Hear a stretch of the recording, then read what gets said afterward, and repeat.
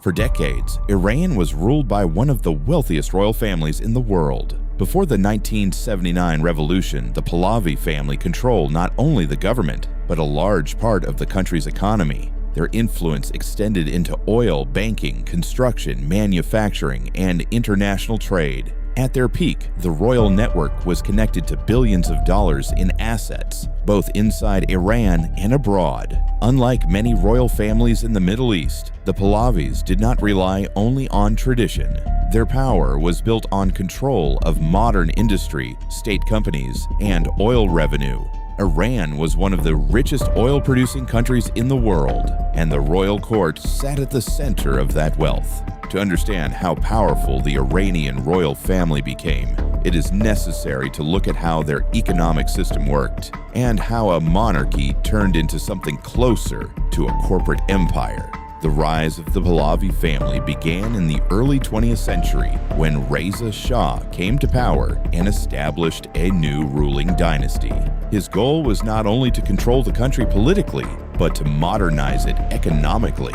He invested heavily in infrastructure, industry, and state institutions, creating the foundation for a centralized system of power. Over time, the monarchy became closely tied to the country's economic growth. Large projects, government contracts, and industrial development were often controlled by people connected to the royal court. This created a network where political loyalty and economic opportunity were closely linked. When Mohammad Reza Shah took power, the system expanded even further. Iran's oil income increased rapidly, especially during the 1960s and 1970s. As global demand for energy grew, Iran became one of the most important oil exporters in the world. This brought enormous amounts of money into the country, and much of it flowed through institutions controlled by the state and the royal family. Instead of allowing private markets to develop freely, many key industries remained tied to government decisions. Banks, construction companies, factories, and import businesses often depended on licenses, contracts, or partnerships connected to the monarchy. This meant that economic success frequently required connections to the royal circle. One of the most important tools of royal economic power was a group of foundations and state-controlled organizations that managed large parts of the national economy. These institutions invested in companies, owned land, and controlled major industrial projects. Because they operated under government authority, they were not always subject to the same rules as private businesses. This allowed the royal network to expand its influence without appearing as a single corporation. Instead of one company owning everything, control was spread across many organizations, all connected to the same center of power. During the 1970s, Iran experienced one of the fastest periods of economic growth in its history. Oil prices rose sharply, and government revenue increased to levels the country had never seen before. Large modernization programs were launched, including highways, factories, power plants, and new cities. These projects made Iran appear to be one of the most rapidly developing countries in the world, but they also concentrated wealth in the hands of a small group of elites who were close to the monarchy. Members of the royal family were linked to major business deals, land ownership, and international investments. Some controlled private companies, while others held positions in organizations that managed state assets. Because the monarchy stood above the political system, there were few limits on how much influence the royal circle could have over the economy. Foreign companies also played a role. Western corporations invested heavily in Iran's oil, construction, and defense industries. Many of these contracts required approval from the government, which meant the royal court often had the final say.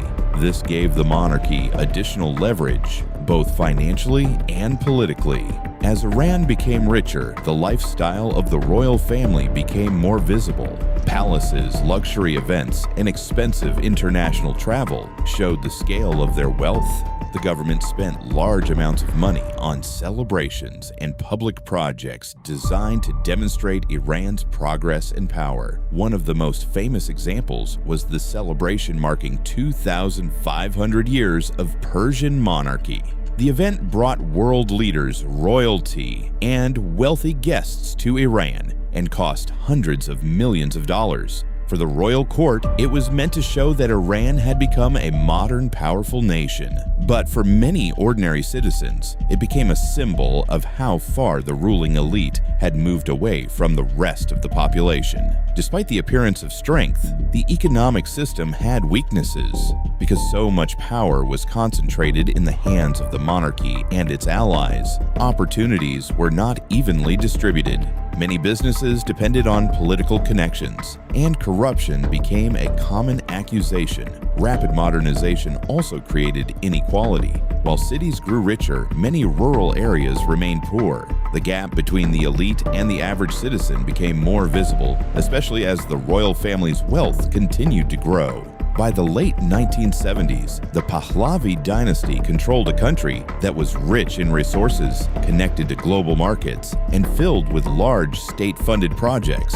On the surface, the system looked stable and powerful, but the same structure that allowed the royal family to build one of the strongest economic networks in the region also made it vulnerable. Because so much depended on the monarchy, any change at the top could affect the entire system. And within a few years, that is exactly what happened. Once the monarchy's authority began to weaken, the weakness of the entire system became visible very quickly. Because so much of Iran's economy had been built around centralized decision-making, uncertainty at the top created uncertainty everywhere else. Businesses that depended on government approvals slowed down. Investors became more cautious. Officials inside the system became less confident about making long-term commitments. This was the problem with an economy built so closely around one political center. It could expand very quickly when that center was strong, but it could also lose confidence very quickly when that center was questioned. By the late 1970s, this is exactly what began to happen. The issue was no longer just inequality or public frustration. It was now a question of stability. For years, the monarchy had acted as the guarantor of the entire economic model. Foreign companies invested in Iran because they believed the state was strong. Domestic elites accumulated wealth because they believed the royal system would protect their position. Banks, contractors, importers, and industrial groups all operated on the assumption that the structure above them would remain intact. When that assumption started to weaken, money started behaving differently. Capital became more defensive.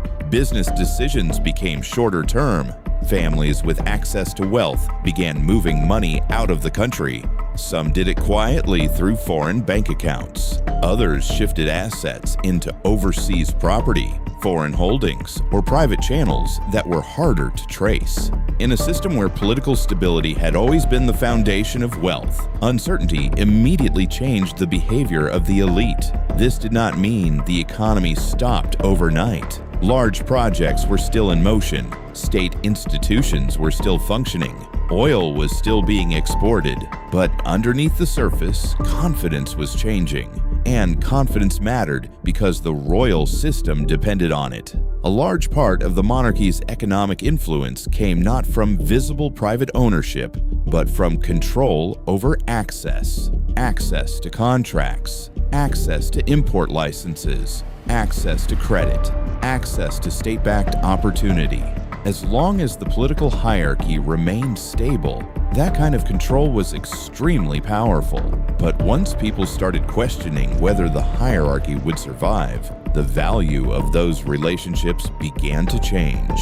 A business connection tied to the court was only useful if the court itself remained secure. This placed the elite in a difficult position. Many of the people who had become rich during the Pahlavi period were tied directly or indirectly to the monarchy. Their companies had grown through state projects, royal backing, or institutional access. If the monarchy weakened, their own position could weaken with it. Some tried to protect themselves by becoming less visible. Others tried to move assets abroad. Others simply waited, believing the unrest would pass and the structure would hold. That assumption turned out to be one of the biggest miscalculations of the period. The deeper problem was that the monarchy's economic system had produced wealth, but not enough independence. Too many major sectors relied on political protection. Too many institutions were connected to the same center of authority. There were not enough buffers between the palace and the economy.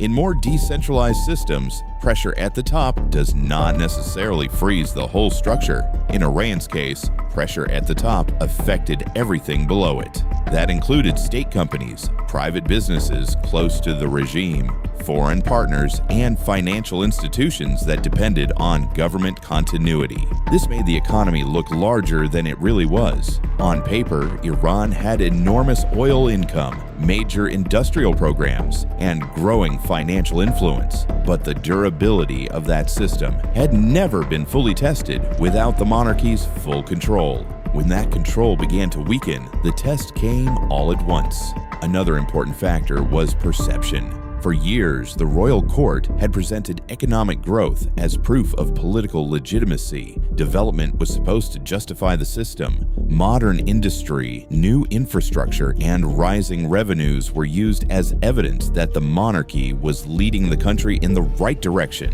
But this also meant that when dissatisfaction grew, the economy itself became part of the criticism. Wealth was no longer seen only as national progress. It was increasingly seen as concentrated privilege. Royal visibility, which had once been used to signal power, now made the monarchy easier to attack symbolically. Palaces, elite lifestyles, and stories of foreign wealth took on a different meaning in that environment. They no longer represented national strength to many people. They represented distance from ordinary life. That shift mattered because once economic legitimacy begins to fail, centralized systems lose more than popularity. They lose predictability. This is where the royal empire started to come apart, not yet through formal collapse, but through erosion. Confidence weakened. Alignment weakened. Financial behavior changed. The structure still existed, but it no longer felt permanent. That distinction is important. Empires rarely disappear in one moment. First, they become less certain. Then they become less trusted. Then the people inside them start preparing for the possibility that the rules are about to change.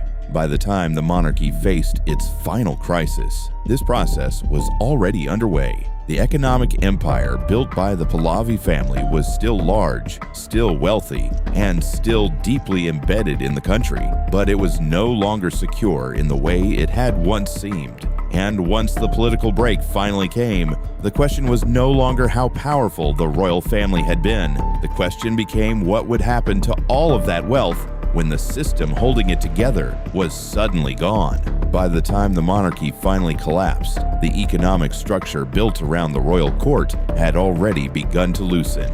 Businesses had slowed investment, elites had quietly moved capital abroad, and confidence in the system had weakened. When the political break finally came, the transition was not gradual, it was immediate. For the first time in decades, the institutions that had operated under royal authority no longer had a clear center of power. The Shah left Iran in early 1979, and with his departure, the entire system that had been built around the monarchy suddenly lost its foundation. Organizations that had been tied to royal influence were taken over by the new revolutionary government. Companies connected to the royal network were seized. State institutions were reorganized under a completely different political structure.